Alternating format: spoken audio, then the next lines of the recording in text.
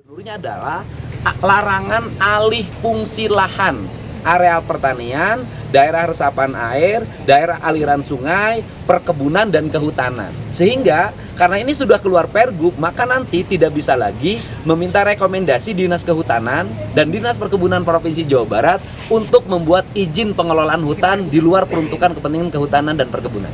Kalau sudah yang terlanjur, gimana kan?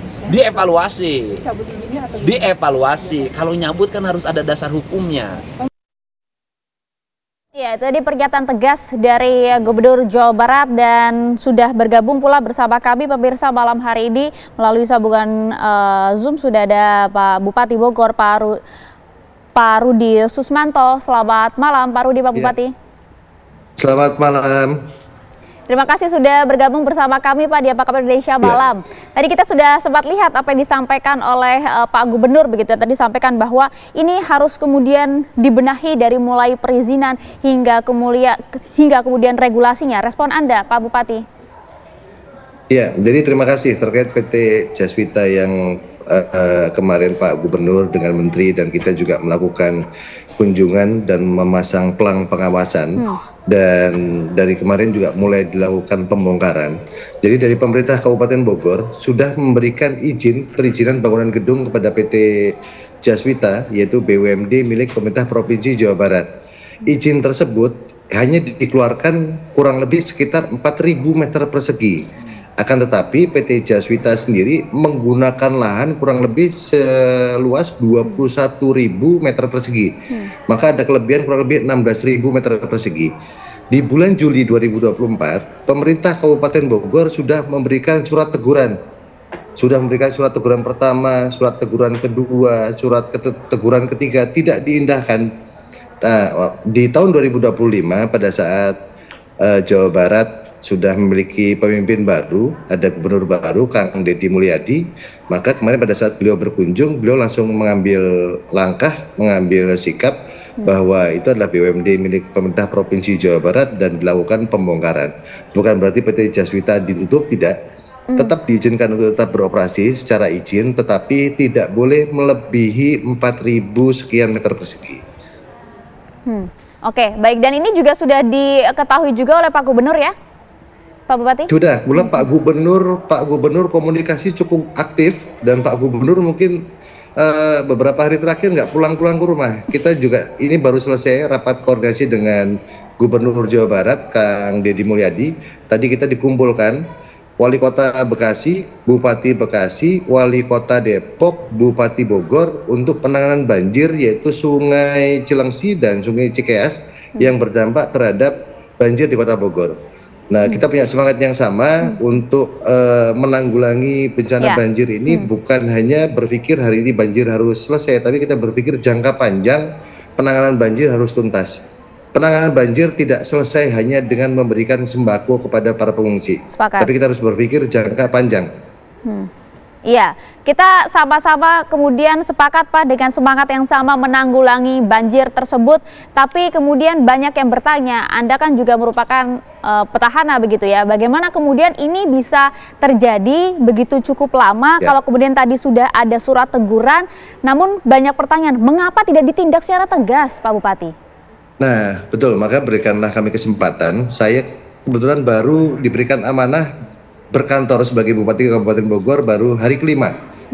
Tapi di hari kelima ini sejak kemarin kita melakukan kunjungan ke lokasi, kita pemerintah Kabupaten Bogor langsung menggelar beberapa rapat-rapat dan menetapkan beberapa kebijakan.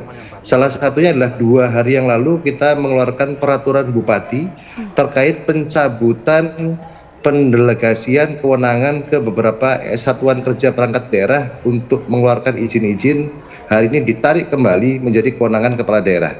Tadinya masing-masing SKPD diberikan kewenangan untuk mengeluarkan izin. Nah, hari ini kita putuskan untuk izin-izin yang keluar harus selektif. Yang kedua, kami dengan beberapa organisasi perangkat daerah langsung menggelar beberapa rapat-rapat terkait beberapa izin-izin yang sudah keluar. Kita evaluasi bersama-sama karena tentunya kita selaras dengan program pemerintah provinsi maupun pemerintah pusat.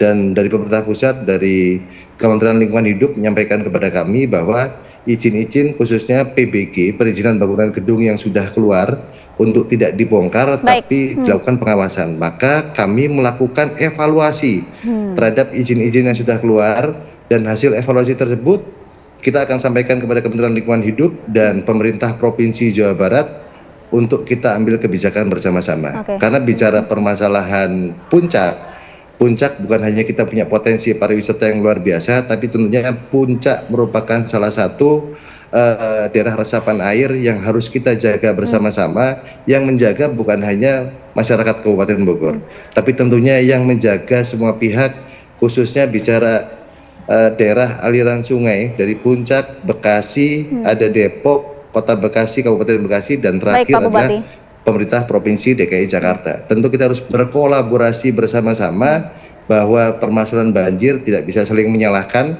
tapi kita harus saling bahu-membahu, bekerja sama.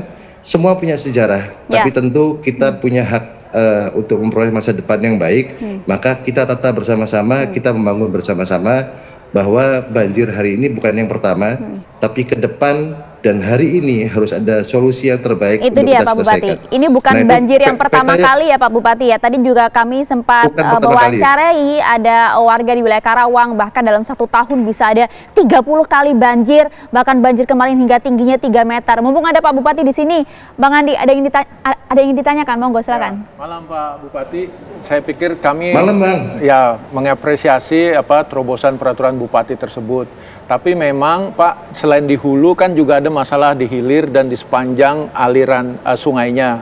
Kadang masyarakat juga secara swadaya inisiatif membangun di sekitar sungai atau di meander sungai seperti yang ada tertampang di gambar ini, sehingga kemudian yang tadinya tempat air kemudian ada rumah dan seterusnya, dan itu kebanjiran. Jadi memang harus holistik ya Pak, dan tadi Bapak sudah menyampaikannya.